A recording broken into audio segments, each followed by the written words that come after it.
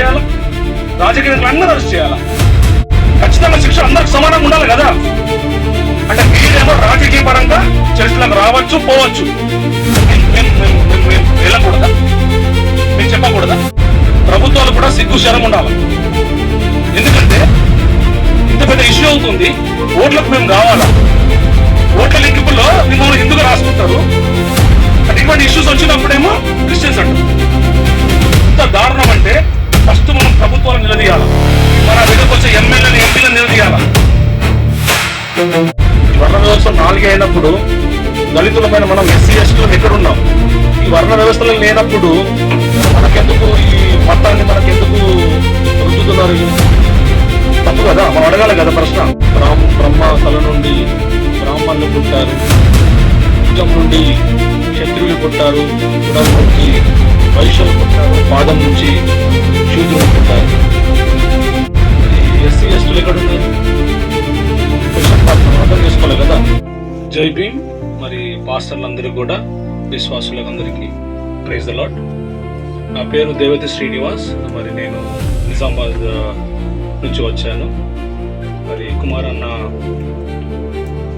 మరి ఇంత గొప్పగా దళిత క్రైస్తవ ఐక్య వేదిక అని దళిత సేవకులందరినీ, దళిత మరి విశ్వాసులందరినీ కూడా ఏకం చేసి ఉద్యమాన్ని మరి ముందుకు తీసుకుపోవాలన్న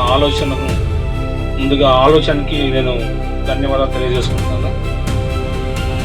నేను ఒక విషయం చెప్తాను. చాలా మందికి దళిత అంటే ఎవరు? దళిత అంటే పీడిత వర్గాలు, అణచివేయబడ్డ వర్గాలు. చాలా మంది అంటారు ఈ వర్ణ వ్యవస్థలో బ్రహ్మ తల నుండి బ్రాహ్మణులు పుట్టారు, భుజం నుండి క్షత్రియులు పుట్టారు, గుడల నుంచి వైశ్యులు పుట్టారు, పాదం నుంచి శూద్రులు పుట్టారు. ఈ వర్ణ వ్యవస్థలో శూద్రులు ఉన్నారు, క్షత్రియులు ఉన్నారు, వైశ్యులు ఉన్నారు, మరి బ్రాహ్మణులు ఉన్నారు. మరి ఎస్సీ ఎస్టీలు ఎక్కడున్నారు? Question mark. మనం అర్థం చేసుకోవాలి కదా. ఈ వర్ణ వ్యవస్థ 4 అయినప్పుడు దళితులమైన మనం ఎస్సీ ఎస్టీలు ఎక్కడున్నాం? ఈ వర్ణ వ్యవస్థలు లేనప్పుడు మనకెందుకు ఈ మతాన్ని మనకెందుకు రుద్దుతున్నారు? తప్పు కదా, మనం అడగాలి కదా ప్రశ్న. 2, గౌరవ సుప్రీంకోర్టు గారు ఇచ్చిన తీర్పులో ఏమన్నారు? ఎవరైతే క్రిస్టియన్స్, ఎస్సీ కులంలో ఉన్న క్రిస్టియన్స్ ఎప్పుడైతే వాళ్ళ మతం మారినప్పుడు వాళ్ళకు మరి క్రిస్టియానిటీలో కులం లేదు కాబట్టి వీళ్ళకు అది వర్తింప చేయదు అని అంటున్నారు. మరి కులం లేనప్పుడు మరి ఎంఆర్ఓ గారు బీసీసీ అనే కులం మళ్ళీ ఎందుకు ఇస్తున్నాడు? మరి కులమే లేదు కదా క్రైస్తవంలో. మరి కులం లేనప్పుడు మళ్ళీ ఎస్సీసీ కన్వర్టెడ్ టు క్రిస్టియానిటీ అని బీసీసీ అంటున్నాడు. బీసీసీ కులం కాదా? మరి ఏం చేయాలా? కులం ఇవ్వద్దు కదా, ఏం చేయాలా? కులం ఉండకూడదు అక్కడ, ఓన్లీ రిలీజియన్ క్రిస్టియానిటీ ఉండాలా. ఎందుకంటే క్రిస్టియానిటీలో కులం లేదంటున్నారు కదా. లేనప్పుడు క్యాస్ట్ సర్టిఫికేట్ లో బీసీసీ కూడా అవసరం లేదు, ఎంటీ పెట్టండి కదా. అందరికీ క్రిస్టియానిటీ ఉన్న వాళ్ళందరికీ కూడా క్యాస్ట్ తీసేయండి. అప్పుడు ఒరిజినల్ గా మీకు లెక్కలు తెలుస్తాయి. అంటే వాళ్ళకు కుల నిర్మూలన చేయమంటే చేసే దమ్ము ధైర్యం వీళ్ళకి లేదు. అలా అని సరే మనం చూసుకుందాం, మనకు రాజ్యాంగం ఇచ్చిన హక్కులు. మేము మొన్ననే తమ్ముడు నేను మన ఇందిరా పార్క్ లో ధర్నా చేశాం, దీని మీద రిలే నిరాహార దీక్ష చేశాం. ఎందుకంటే ఈ సుప్రీంకోర్టు తీర్పు వచ్చిన తర్వాత మొట్టమొదటిగా అందరూ కూడా సమావేశాలు పెడుతున్నారు, కానీ ప్రెస్ క్లబ్లలో ప్రెస్ మీటింగ్ పెడుతున్నారు, కానీ ఎవరు కూడా ధైర్యంగా వచ్చి ధర్నాలు పెట్టట్లేదు.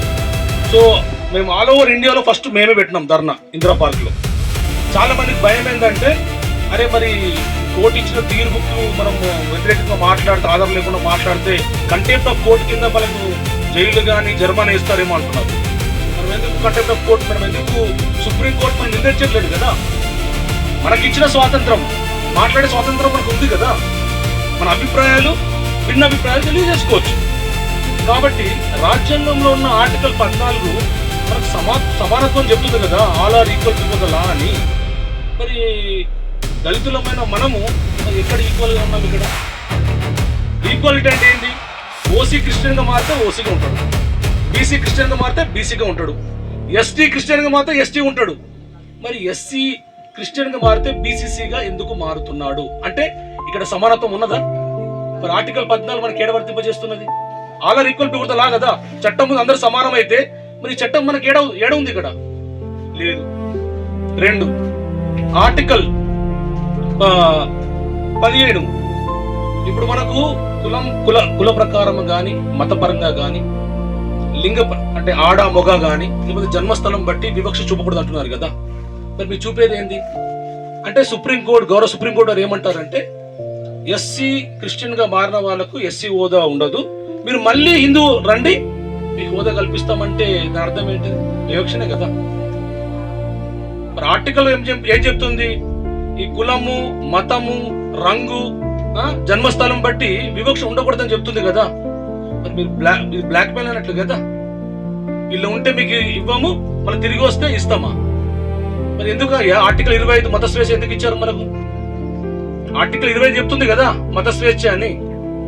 ఎవరైనా సరే ఏ మతమైనా స్వీకరించవచ్చు, ఆచరించవచ్చు, పాటించవచ్చు, అవసరమైతే ప్రచారం కూడా చేయొచ్చు. అది కొన్ని నిబంధనలు. కాబట్టి మనకు భారత రాజ్యాంగము మత స్వేచ్ఛ ఇచ్చినప్పుడు మరి ఈ కేవలం ఒక 1950 ప్రెసిడెన్షియల్ ఆర్డర్ అని తీసుకొచ్చి మరి మనపై రుదితే మనం ఎందుకు మౌనంగా ఉండాలా? చాలా మంది తెలుసుకోవాలా. మనం బైబిల్ ప్రకారం మాట్లాడితే మరి యేసు ప్రభు ఆనాడు తండ్రి అంటే తండ్రి దేవాలయాన్ని పాడి చేస్తున్నప్పుడు మౌనంగా ఉన్నాడా? దేవుడు కదా, మౌనంగా ఉన్నాడా? ఎందుకు మౌనంగా ఉన్నాడా? మౌనంగా లేడు కదా. కొరడ తీసి కొట్టిండు అంటే తన ఇంటిని వ్యాపార గుహగా చేశారు కాబట్టి తన కోపం వచ్చిందా లేదా? మరి మనకెందుకు కోపం రాదు? మన ఐడెంటిటీ, మనము పుట్టినాం అంటే చచ్చిపోయినప్పుడు ఇదే కులం లేచిపోతాం కదా. మతం అన్నది మార్గం, దేవుడు చూపించే అది మన మనసుకు సంబంధించింది. కులం అన్నది మనం పుట్టినాం అందులో. నువ్వు తెలియకనే కులంలో పుట్టినావు. నీకు తెలిసిన తర్వాత నీ జ్ఞానం, నీ మనసు, నేను ఏది మొక్కాలా, నేను ఎటు పోవాలా అన్నది అది మార్గం నీ మనసు చూపిస్తుంది. అది బాహ్య రూపం కాదు కదా, లోపలికి సంబంధించింది అది. దానికి దీన్ని ఎందుకు ముడి పెడుతున్నారు మీరు? తప్పు కదా. కాబట్టి నేను చెప్పాల్సింది ఒకటే, మనము ఈ 1950 ప్రెసిడెన్షియల్ ఆర్డర్ ఎప్పుడు తీసుకొచ్చారు? ఆగస్టు 10, 1950లో. మనకు రాజ్యాంగం ఎప్పుడు వచ్చింది? జనవరి 26, 1950. అంటే రాజ్యాంగము అమలైన తర్వాత 6 నెలలకు తీసుకొచ్చారు. ఎందుకు తీసుకొచ్చారు? అప్పటి రాష్ట్రపతి గారు ఆయన బ్రాహ్మణే. ఎందుకంటే ఈ ప్రెసిడెన్షియల్ ఆర్డర్ పెట్టకపోతే అందరూ కూడా క్రిస్టియన్ గా మారిపోతారు. ఇంకో విషయం తెలుసా మీకు? ఇది పెద్ద వివక్ష. యేసుప్రభు ఎవరు? యేసుప్రభు? మేము అడుగుతున్నాం, మీరు సేవకులు కదా. యేసుప్రభు ఎవరు చెప్పండి? యేసుప్రభు ఎవరు? దేవుడు కదా. ఎవరు దేవుడు? అందరు దేవుడు కదా. ఏమంటారు తెలుసారా? ఇది మాలమాది వాళ్ళ దేవుడు. అది వివక్ష కదా అన్న. మీరు ఎక్కడన్నా వండి అరే ఇంకా మాలమాది వాళ్ళ దేవుడు నమ్ముకుంటారు ఎవరు మీరు అంటారు. ఎవరిని? బీసీలను. సరే, మనం అంటే మనల్ని గుళ్ళోకి రానియలేదు దేవుడే. మనకు మిషనరీస్ ద్వారా మనం గుళ్ళోకి పోవడానికి కూడా వాళ్ళు ఇష్టపడలేదు. మరి దేవుడే మనం ప్రేమించి కిందికి వచ్చింది కదా. మరి ఆ దేవుడే మిషనరీ రూపంలో మన ఇంటి దగ్గర చర్చ కట్టించండి కదా. మిషనరీస్ ఏమన్నారు? అరే మీరు గుళ్ళో పోతే మీరు రానివ్వట్లేదు, మీరు మా దగ్గర రండి, మీరు మా దేవుని మొక్కండి అని వాళ్ళు గుళ్ళు కట్టారు. మీకు వాస్తవం చెప్పాలంటే నేను 40-50 సంవత్సరాల క్రితము వాళ్ళందరూ పేర్లు ఏమున్నాయి? పేర్లు జాను, మోషే, వీళ్ళందరూ హిందువులే అందరూ. ఎవరు పెట్టారు? బడి మీద పంతులు పెట్టారు. బడి మీద పంతులు పాస్టర్లు. చదువు చెప్పింది ఎవరు? ఇప్పటికి మా ఊర్లో ఆ కృతజ్ఞతకు మా సంఘం ఏ సార్ రేపన్నా ప్రతి ఈస్టర్కి, క్రిస్మస్కి, గుడ్ ఫ్రైడేకి అంటే వాళ్ళు చూపించిన ప్రేమకు ఈనాటికి అందరికీ అదే మన మేకలంగా వస్తారు. ఏనాడు కూడా ఎందుకు వస్తున్నారు అడగలేదు. ఇప్పుడు మొదలు పెడుతున్నారు ఎందుకు వస్తున్నారని. అంటే వీళ్ళు మర్చిపోతున్నారు గతం. ఆ రోజుల్లో వీళ్ళు మనల్ని అంటరాని వరకు చూసిండ్రు. గుళ్ళలకు రానియకపోతే మనకు చర్చలు కట్టించారు. తమ్ముడు చాలా సందర్భాల్లో చెప్తాడు, అరే మాకు చదువుకుందామంటే చదువు దూరం చేసారు. అప్పుడు ఈ మిషనరీసే మన దగ్గరికి స్కూళ్ళని తీసుకొచ్చారు, కాలేజీలు తీసుకొచ్చారు, మనం చదివించారు. ఈ స్థాయిలో మనం ఉన్నామంటే వాళ్ళే కదా చదువు మనకు తీసుకొచ్చింది. వాళ్ళేమో మంత్రం చదివితే నాలుగు కట్ చేస్తారు, వేదాలు చదివితే వింటే చెవులలో సీసాలు పోస్తారు. మనకు రోగం వచ్చింది, వాళ్ళ దగ్గర తీస్తారా? మన ముందుగానే అంటరాని వారిగా చూస్తున్నారు. మొన్న ఈ కాన్సెప్ట్ బేస్ చేసుకుని మేము ఇద్దరం, తమ్ముడు నేను, మన ట్యాంక్బండ్ దగ్గర ఉన్న అంబేద్కర్ విగ్రహం నుండి మన ఇందిరా పార్క్ వరకు తమ్ముడు నేను మూతికి ముంత ముడ్డికి చీపురని కట్టుకున్నాం. మేమిద్దరం కట్టుకొని అక్కడి నుంచి ర్యాలీగా వెళ్ళి మేము ధర్నాలో కూర్చున్నాం. ఎందుకు కూర్చున్నాం? ఊరిగా కూర్చోలేదు. అంటే మన పరిస్థితులు, మేము మార్నింగ్ 9-10 నుంచి సాయంత్రం 4 వరకు కూర్చున్నాం. అప్పటికి ఏమైనా సరే కూర్చోలేకపోతున్నాం అది పెట్టుకొని. మీరు అర్థం చేసుకోండి ఆనాటి పరిస్థితి ఎట్లున్నాను. ఎందుకు గుర్తు చేయాలని ఇలాంటి మనలో ఉంటున్నారు, మన దళితులే అంటున్నారు, బ్రాహ్మణులకు సపోర్ట్ చేస్తున్నారు మనోళ్ళే. కానీ పాత రోజులు మర్చిపోయారు వీళ్ళు. అంటే నువ్వు బ్రాహ్మణిజాన్ని సపోర్ట్ చేస్తున్నావు అంటే నువ్వేం చేయాలా? ఇప్పుడు మళ్ళీ మూతికి ముంత కట్టుకోవాలా, ముట్టికి టాటాకు చీపురు కట్టుకోవాలా నువ్వు సపోర్ట్ చేస్తే. ఎందుకంటే ఎంత దౌర్భాగ్యం అంటే మన ఐడెంటిటీ మనం కోల్పోతున్నాం. మనకు రోషం ఉండాలా. మనం అందరం అంటాం రోషం కల్లా దేవుడు అంటాం కదా, రోషం ఉండాలా. మన ఐడెంటిటీ పోతున్నప్పుడు మనకు బాధ కలవాలా, మనం బయటికి రావాలా. ఎందుకంటే వాళ్ళకి ఎవ్వరికి పోని కులము, మతం మారితే ఎవరికి కులం పోదు, మనకి ఎందుకే పోవాలా? ఇదెక్కడి అన్యాయం? ఇది కుట్రపూరితంగా వచ్చింది. నిన్న ప్రెస్ మీట్ లో కూడా మన మణికృష్ణ మాది గారు కూడా అన్నారు, మన గాంధీని ఎవరు చంపారు? ఎవరు? గాడ్సే, బ్రాహ్మణ్. ముందే నిరాహార దీక్ష చేస్తున్నప్పుడు చచ్చిపోతుండే గాంధీ. ఎవరు కాపాడారు? అంబేద్కర్ కాపాడారు. ఆనాడు నాకు వద్దు అనుకుంటే ఈరోజు మనకంటూ మన నియోజకవర్గాలు మనకు వచ్చేటి. మనమే మన ప్రజలను మనం ఎన్నుకునే వాళ్ళము.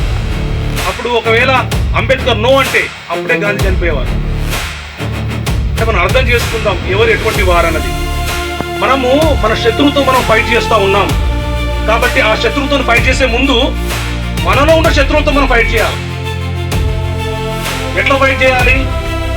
వాళ్ళతో మాట్లాడాలా, వాళ్ళని ఒప్పించాలా. ఇది పరిస్థితులు.